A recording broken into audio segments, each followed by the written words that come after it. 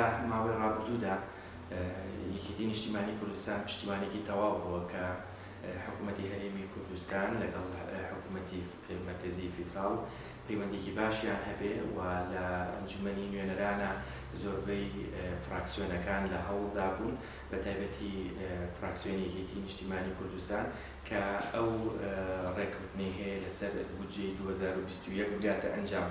هەر لەو چوارچێوەیەشدا تیمی حکوومەتی هەرێمی کوردستان کە ڕۆشتون بە سەرۆکایەتی بەڕێز کاک عقوبات تاڵبانی و ئەو هەوڵانەی کە هەیان بووە لە ڕابردوودا ئەنجامێکی باشی کە خۆتان نەزانن ماندوو ناسانە زیاد لە 15 بۆ 16 سەردانی بەغدایان کرد و سەردانی زۆربەی هێزولایەنە سیاسیەکانیان کرد و هەروەها هەمووشمان نەزانین کە هەنگاوەکانی یەکێتی نیشتیمانی کوردستان لە 5 مانگی ڕابردوو دەستی پێ کرد بە تایبەتی لە مانگی 11 کە سەردانی بەغدایان کرد و لەگەڵ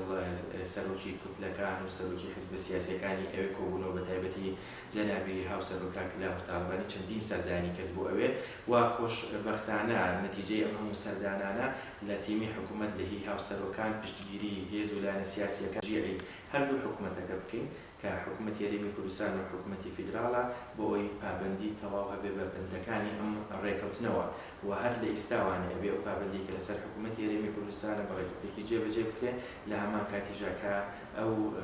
ڕێکەوتنە بە شێوەیەکی باش و پێشەوانێ مستحقاتی خەڵکی کوردستان و حکوومەتی چوارچێوانەدا ئێمە ئەمڕۆژ جێگری سکرتێری گشتی جێگری نوێنەری تایبەتی سکرتێری گشتی نەتەوەی گرتوەکان سەردانیان کردین کە ئێمە ئەو باس و خوازانەمان بۆ کردن کە لە ڕابردوودا ئەمەی کە ئێستا بۆم باس کردی تا ئەوەی ئەو ڕێکەوتنەی بودجەی 2021 بە ئەنجام گەی هەروەها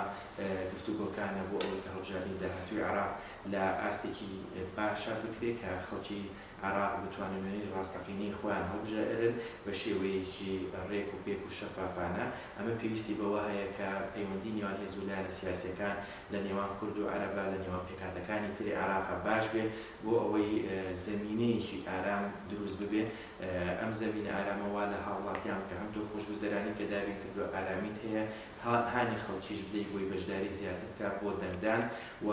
وەکوتمان حکوومەتی داهاتووی عێراق حکوومەتێک بێت کە باشتر و لەم حکوومەتانی کە جیاوازی هەبێت کە بتوانن عێراق بکەنەوە بە عێراقی جاران هەڵسەنگاندنێکی باشی ئەم دۆخە ئەم بارودۆخە پێویستی بەوەیە کە هەموو لایەنەکان زیاتر گفتوگۆ بکەن بە تایبەتی لە نێوان هێزە کوردیەکاندا هێزە کوردستانیەکان بۆ ئەوەی بگەنە ئەوەی کە ڕێکەوتنێکی گشتگیریان لەبێت لایەنی کەم لە ناوچە دابڕێنراوەکانی هەرێمی کوردستان کە بتوانین هەموو بەیەکەوانێ بەشدار ببین و بتوانین زۆرترین کورسی بۆ لە ئەنجومەنی نوێنەرانی عێراقدا وەکۆڵە مسۆدە بکەین.